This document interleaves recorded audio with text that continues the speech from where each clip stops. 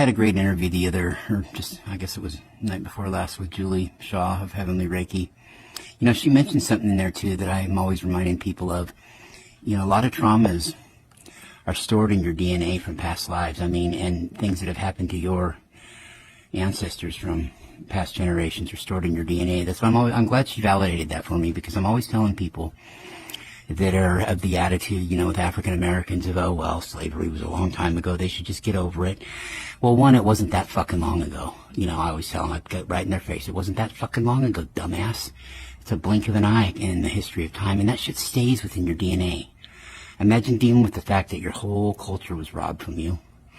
You know, your DNA, God knows what kind of DNA genetic manipulations they did on them. They were raped, kidnapped, had their language taken away from them, their names taken away from them, their whole identity taken away from them, right? So that stays in your DNA for a long time. So yeah, I'm glad she validated that, because it's so true, and I've been singing that tune forever, you know, just because I felt that it was the case, and I didn't need her to validate it, but I'm glad she did, you know, when she mentioned that a lot of the healings that she does, these people have traumas from, you know, in other realms, other lifetimes. So it's true, you know, it is. Yeah, I'm glad of that, and shutting people down like that. You know, I used to hear a lot of racist rhetoric like that from people, a lot of ignorant white people, about, oh, well, I never owned any slaves personally, or, you know, oh, why can't we all just get over it? Yeah, that's easy for you to say, because you're not the one dealing with it in your past. I mean, you know what? It's not good to dwell on the past, but there's exceptions. When you're talking about some shit like that, that transcends any kind of a time frame at all. Like, period.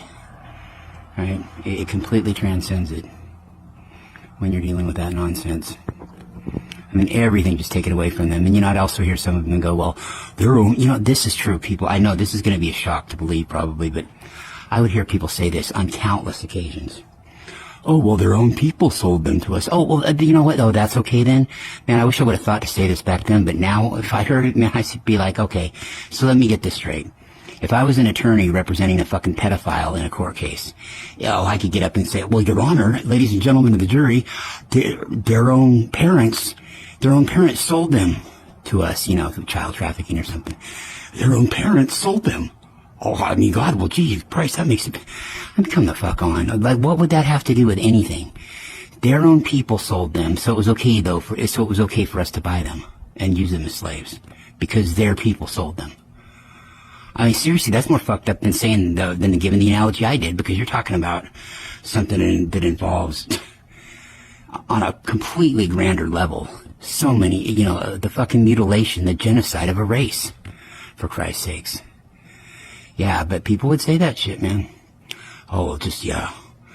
Well, I never owned any slaves. My family came over here after slavery. Fuck, okay, yeah. Mr. Somebody who says that kind of shit really gets it. You feel guilty much? Don't want to have to think about it?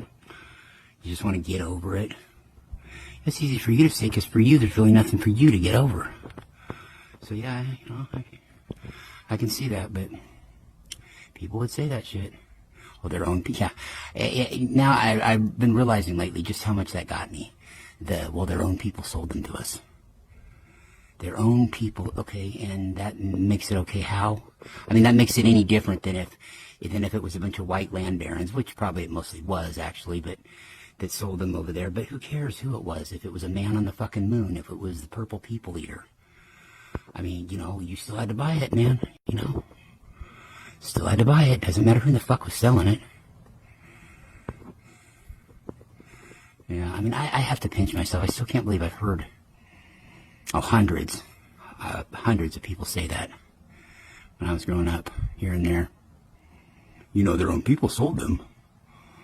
Oh, okay, well, gee, that makes it okay then. What people have to understand when they hear me talking about this stuff is that there is nothing that I have ever been more passionate about in my entire life than women and minorities' rights. Period. That's it. My passion runs so deep for both of them, you know, and I would do anything, and I have done a lot of stuff. I just don't talk about it on here because that was in another life before my contacts.